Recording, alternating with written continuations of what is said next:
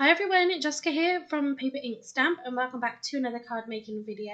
So today's video we're going to be mixing two of our magazines of free gifts together.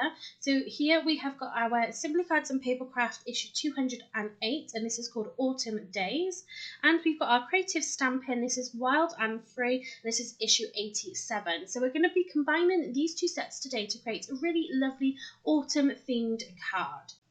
So the first thing we're going to do is create a really beautiful kind of ornate themed frame to go around our card, and then through the frame you're going to be able to see the scene that we're going to create. So I've taken some Ink Me cardstock by Hunky Dory. So this has come from the 8x8 inch pad, but because our card is going to be 8x8, I have just trimmed this down slightly.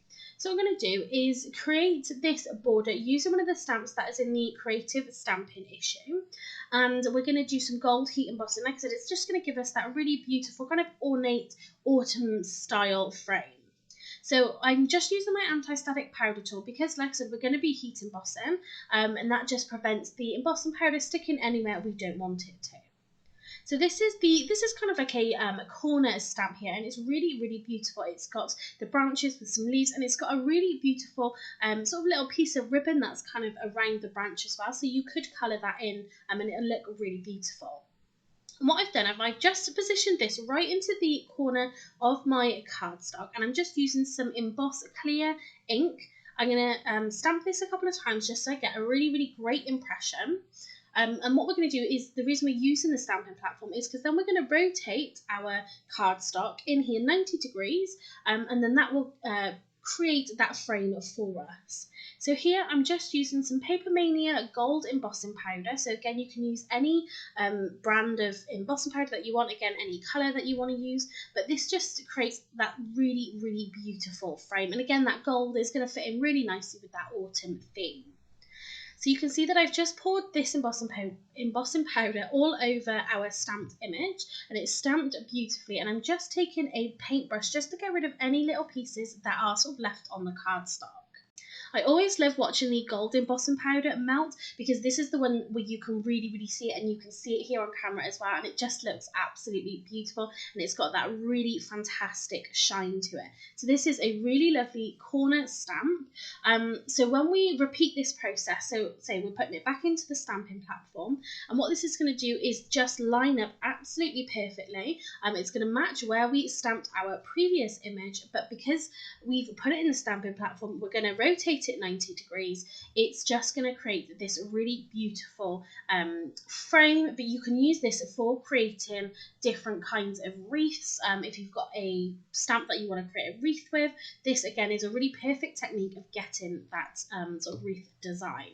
So the one thing to note is, due to the size of the actual stamp itself, we did get a overlap of the designs by about ½ inch on each side. By the time I came to heat set this, the pattern was a little bit indistinguishable because obviously the patterns are overlapping each other. You could then cover it up with something if you wanted to, but I was happy with the way it looked, and I just think the frame came out so beautifully. But again, if you want to create this wreath kind of design, a stamping platform really is the easiest way to do it because all of these stamped images are all exactly the same. The one thing you will notice though is the actual sort of square itself is slightly off center with our cardstock. It's just the way the stamp is. But if you stamp this on a bigger piece, then you could trim it down and have it so that square sort of lined up perfectly. But again, I wasn't really that fussed because we're going to be putting a scene behind this. I was happy with the way it looked. Now I need to cut the center eye again to make this into a frame. So all I did was just took a craft knife. I just sort of cut around the middle just to give me some space to be able to then get my scissors in there. If you are more skilled with a craft knife, you could just go around this and, you know, use your craft knife. I'm not really that skilled with it. So all I did was just took my left-handed scissors and I literally just fussy cut all the way around. Once you get going with this, it is pretty quick to for us to cut all the way around the outside of this. Obviously, I've sped this up. This isn't how fast I actually am able to cut. But, you know, it really was just an easy sort of task just to get done. And I think the end result's just absolutely beautiful. So you can see the small sections where they have overlap. Like I said, you could then cover this with something if you didn't like it. You could use any of the stamps that are included. You could put some pine cones that die from the Simply Cards and Papercraft. You could just use some acorns because there are a couple of stamps there of that image, and it would just fit in really, really nicely. But again, it just depends what kind of card you're creating. But again, using the stamping platform is perfect for creating these kind of frames or wreaths using your stamped images.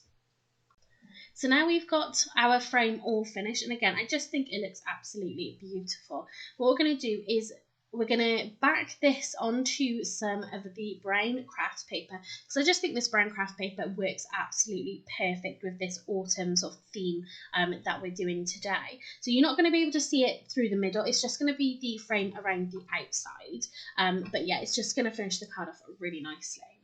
Now we're going to create our scene that's going to go behind our frame. I'm just using some of the stamps from the autumn days, and this came from the Simply Cards and Papercraft issue. And I'm going to be using this big 2 tree stamp.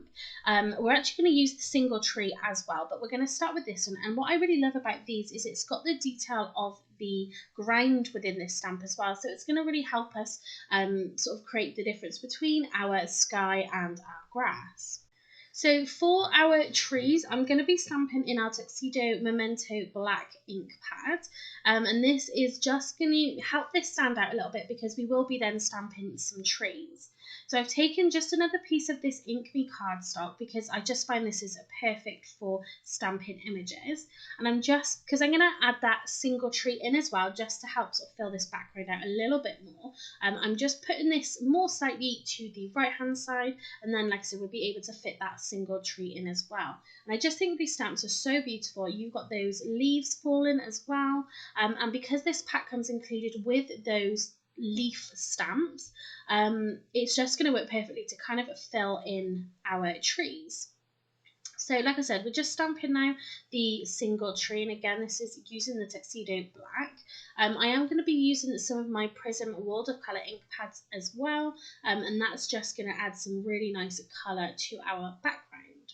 So all I've done there is just matched up the ground line of both sets of these trees, and that just means it's going to sort of sit really nicely. So what I'm doing now is, like I said, using my Prism ink pad. So this is the periwinkle, and this is what we're going to use for the sky.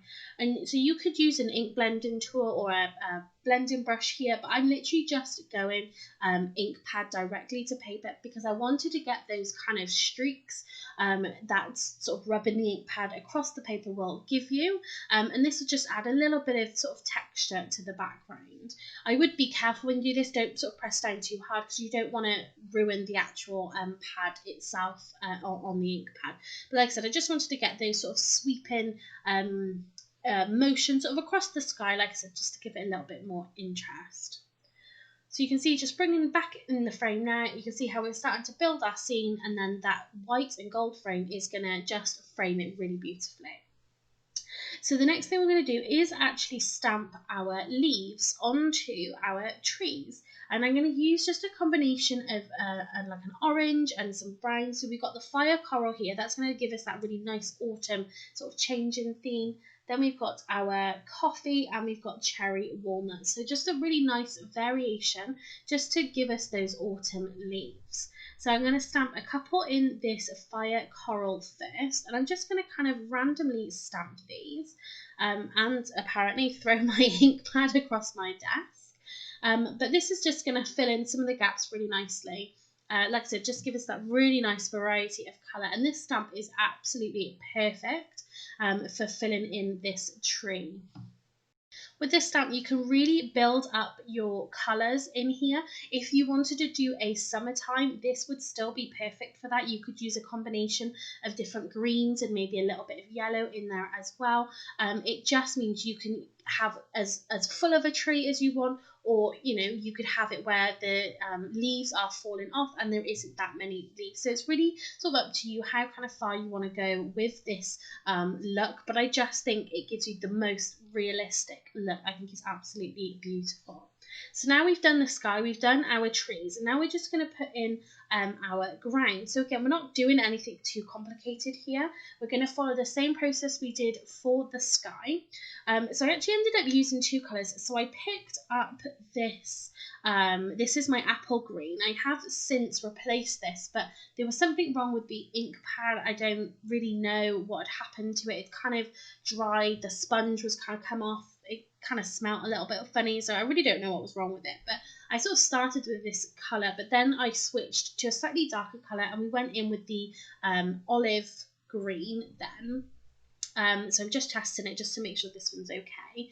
And then, yeah, pretty much just went over the top of it. And it wasn't sort of bad having those two colours on top of each other. It gave the grass just a little bit more kind of depth. Again, you could use an ink tool or a blending brush for this, but again, I just wanted that little bit of texture that having that ink pad direct to paper kind of gave us. So just covering that all up right up until that line from the stamped image. So we've got that ground line, and it just creates a really kind of basic background. But again, the frame is just going to kind of draw your eye into the center. So you can see here that I've taken a few of the animals, and again, using images from both sets, and I've just stamped these in the Memento Tuxedo Black ink pad, and I've just used my Spectrum Noir tri-blend markers to colour these in. Really basic colouring, nothing too much. I didn't even actually colour in the badger. I pretty much just stamped that and left it, which was perfect. So yeah, nothing too complicated with that. But now I'm stamping my sentiments again in our Memento ink pad. So this is shorter days and the setting sun are the stage for autumn fun. And this has come from the Simply Cards and Papercraft issue. They have some really, really beautiful sentiments in there. And then just to help our sentiments stand out, we're just going to heat emboss this with some clear embossing powder. And then we can, later on, I'm going to be trimming this down and we're going to back that onto the same brown craft paper. But once this has been heat set, so I think using clear embossing powder is perfect. I am going to stamp something over the top of this, and it just helps sort of not smudge anything. It just sort of keeps your sentiment exactly how you want it to be. And this, because it's a shiny finish, it just adds a little bit of sort of extra to your card and to your sentiment. So like I said, this is all heat set now. And I'm going to take one of the images again. So this is, I think this one's from the Simply Cards and Papercraft. This is the Autumn Days. And this is just one of these sort of bits of foliage that you can stamp again to, create a wreath if you wanted to. It's just a really, really beautiful stamp.